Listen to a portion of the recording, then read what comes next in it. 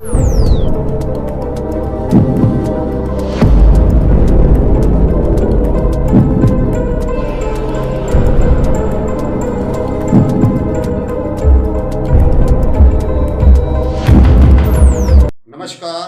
मैं डीएस चौहान, राष्ट्रीय अध्यक्ष जनरक्षा पार्टी, आप सभी को सादर प्रणाम करता हूं।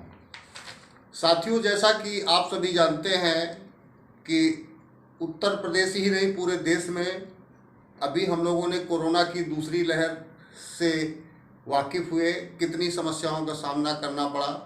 बड़ी मुश्किल से कोरोना की दूसरी लहर नियंत्रण में आ पाई है और अभी भी उत्तर प्रदेश में रात्रिकालीन कर्फ्यू जारी है, रात में 10 बजे से सुबह 6 बजे तक, और साप्ताहिक बंदी भी जारी है। शनिवार व रविवार को व्यावसायिक गतिविधियां उत्तर प्रदेश में सरकार द्वारा प्रतिबंधित की गई हैं और वजह है कि कोविड महामारी चल रही है।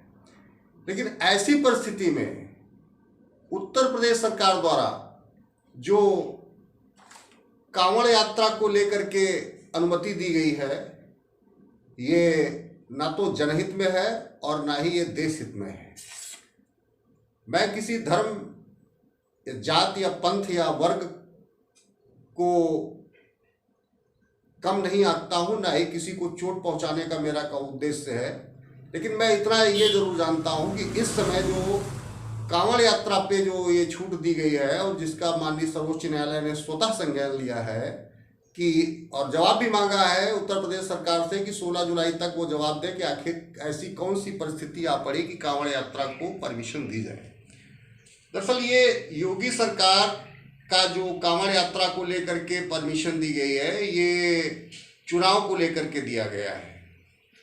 उत्तर प्रदेश में चुनाव आने वाला है और राज्य सरकार की जो 4.5 साल के काल गुजारियाँ रही है उससे प्रदेश की जनता वैसे भी नाखुश है। तो ये योगी सरकार का एक तरीके से एक चंद लोगों को खुश करने का एक निरर्थक प्रयास है। उत्तर प्रदेश की जनता पढ़ी लिखी है, वो अच्छी तरह वाकिफ है कि पूजा पाठ घर से भी संभव है और बहुत सारे लोगों ने, वो किसी भी धर्म के हों, कोरोना काल में उन्होंने घर पे ही रह करके पूजा अर्चना की और अपने अपने इष्ट देवों की पूजा की, जो सराहनीय है। किंतु ऐसे विषम परिस्थिति में जहां एक और आज भी उत्तर प्रदेश में साप्ताहिक बंदी लागू है, यानी आप व्यवसाय नहीं कर सकते हो, आप कार्यालय नहीं खोल सकते हो, किंतु जो कांवड़ यात्रा है उसमें कितनी भीड़ होती है। जो शिव भक्त हैं उनकी भीड़, जो विगत वर्षों में कांवड़ यात्राएं हुई, उनको देख करके उनको नियंत्रित कर पाना सरकार की बस की बात नहीं है। लिहाजा मैं इस पत्र के माध्यम से भारत के महामहिम राष्ट्रपति जी से निवेदन करता हूं, साथ ही साथ उत्तर प्रदेश के मुख्यमंत्री व राज्यपाल से भी मेरा अनुरोध है और कि वो जो कांवड़ यात्रा है उसको अनुमति न दें। इस प्रकरण में मैंने एक पत्र लिखा है और मांग की है प्रशासन से। सत्ता में जो उच्च पदों पे बैठे हुए लोग हैं कि कांवड़ यात्रा पे सरकार ध्यान दे और इसको अभी संचालित करने की अनुमति न दे। लोगों से सरकार अनुरोध करे और मैं भी अनुरोध करता हूं कि आप सभी शिव भक्त अपने अपने घरों में रह करके ही शिव की आराधना करें और शिव जी से प्रार्थना करें कि ये जो कोविड महामारी है ये हमारे प्रदेश से ही नहीं पूरे देश से, बल्कि कह लीजिए विश्व से ये एकदम समाप्त हो जाए।